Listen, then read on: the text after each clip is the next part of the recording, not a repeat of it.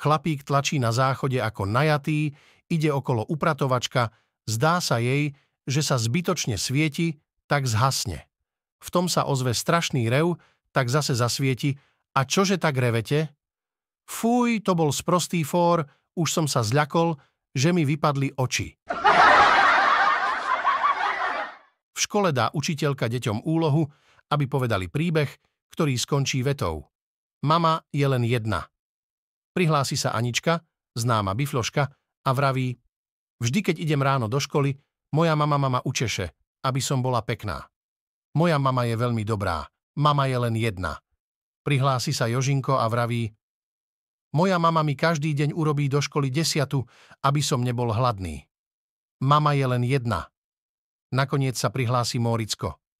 Keď som včera prišiel domov, otvoril som dvere a náš byt bol plný dymu od cigariet.